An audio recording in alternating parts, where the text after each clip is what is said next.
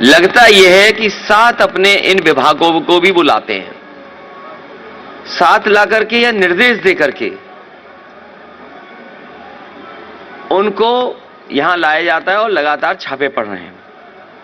ये कन्नौज शहर, कन्नौज क्षेत्र समाजवादियों से बहुत जुड़ा हुआ क्षेत्र रहा है। यहां का अगर इतिहास उठा करके देखेंगे तो यहां का इतिहास भाईचारे का रहा है, सौहार्द का इतिहास रहा है। और इत्र कोई आज से नहीं बन रहा है, बहुत वर्षों से यहां इत्र बन रहा है।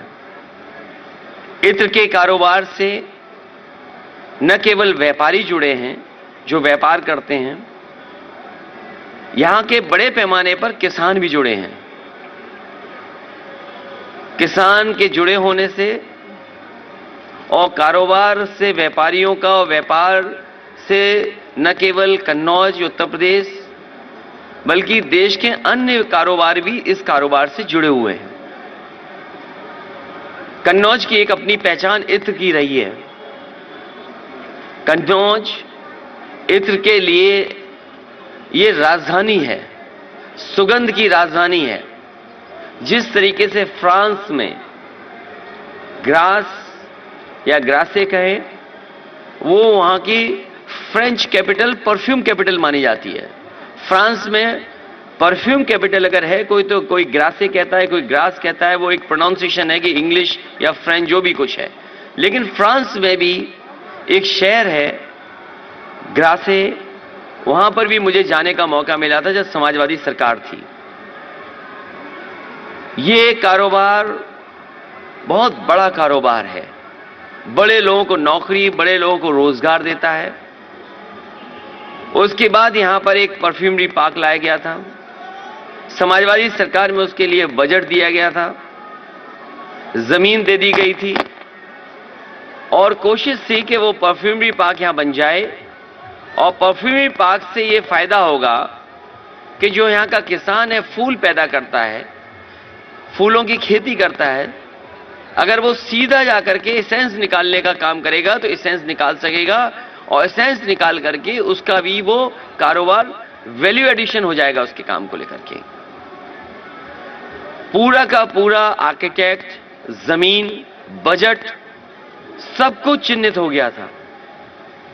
लेकिन भारतीय जनता पार्टी की सरकार के आते ही वो परफ्यूमरी पार्क, वो परफ्यूम का म्यूजियम वैसा ही का वैसा पड़ा है। सुना ये कि चुनाव से पहले भारतीय जनता पार्टी ने उसको कैबिनेट से पास कर करके कोशिश की है कि दोबारा उस योजना को शुरू किया जाए। भारतीय जनता पार्टी ने केवल कन्नौज का एक काम नहीं रोका है। यहां जितने भी समाजवादी सरकार में काम हो रहे थे वो सब काम रोक दिए। यहां पर पहला उत्तर प्रदेश का सरकार का अपनी सरकार की पराग का काऊ मिल्क प्लांट लगा था। और काऊ मिल्क प्लांट इसलिए लगाया था कि आसपास यहां के किसानों से दूध खरीदा जाएगा और दूध के जो प्रोडक्ट्स बनेंगे, जो मिल्क प्रोडक्ट्स होंगे, वो काऊ मिल्क प्लांट के से काऊ के ही दूध के प्रोडक्ट्स होंगे। क्योंकि इधर गाय को लेकर के और गाय के दूध के लेकर के लोग जागरूक भी हैं और केवल आज से जागरूक नहीं है। यहां जितने भी गरीब लोग बैठे हैं, किसान बैठे हैं, गांव के लोग बैठे हैं, वो जानते हैं कि अगर दिमाग को और अपने आप को स्वस्थ रखना है, शरीर स्वस्थ रखना है, तो गाय का दूध ज्यादा पीजिए। ये भारतीय जनता पार्टी वालों ने काऊ मिल्क प्लांट के वे सत्यानाश कर दिया है। और मैंने ये कहा था कि काऊ मिल्क का अगर हमें 4 रुपया भी ज्यादा देना पड़ेगा तो हम किसानों को 4 रुपया देंगे ज्यादा, जिससे कि गाय बढ़ जाए और उसका मिल्क भी बढ़ जाए।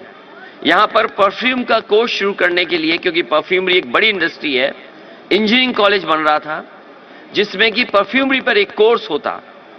यहां पर बच्चे पढ़ते, परफ्यूमरी का कोर्स करते, न केवल यहां पर उद्योग की मदद करते, बल्कि दुनिया में भी कैसे कन्नौज के इत्र का डंका बजता, कन्नौज का इत्र का दुनिया में डंका बजता, वैसे यहां के नौजवान निकलते, वैसे साइंटिस्ट निकलते, वैसे परफ्यूमर्स निकलते और दुनिया में कन्नौज के नाम का डंका बजता। वो इंजीनियरिंग कॉलेज जितना बना था वो वैसे ही का वैसा आज पड़ा हुआ है। पैरामेडिकल यहां पर शुरू होना चाहिए था। लखनऊ में और जगह बड़े बड़े शहरों में जिस तरीके से बिल्डिंगें बनती हैं उस तरह का पैरामेडिकल है, उसका काम ठप कर दिया। कार्डियोलॉजी का डिपार्टमेंट था वो ठप कर दिया।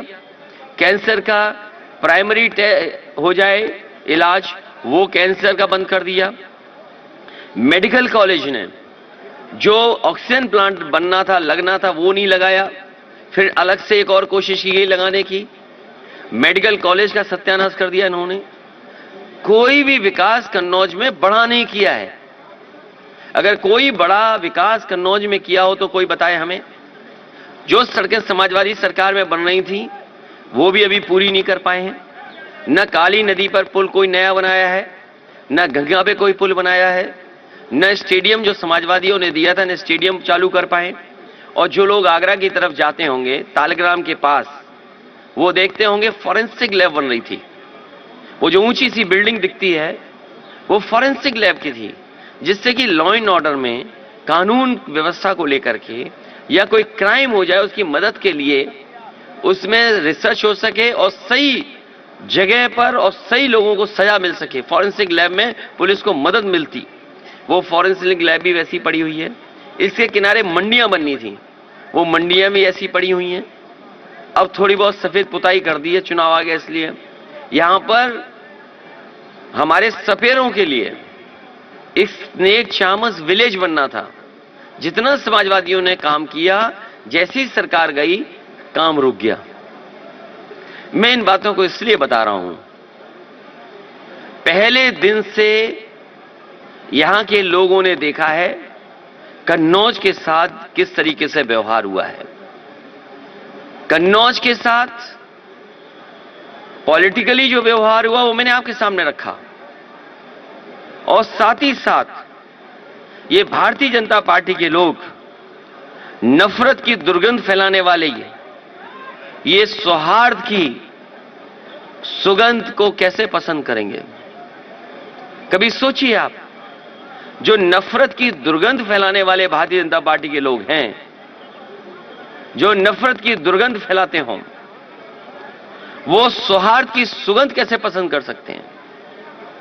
इसलिए जानबूझ करके समाजवादी पार्टी को, तो एक जगह जहां समाजवादी पार्टी को तो करना ही चाहते हैं ये बदनाम, लेकिन दुख इस बात का है कि लखनऊ से लेकर के दिल्ली वाले तक इस कन्नौज, जिसका इतिहास, जिसकी सुगंध, जिसका इत्र, जिसकी पहचान दुनिया में है, उसको बदनाम करने में लगे हुए हैं।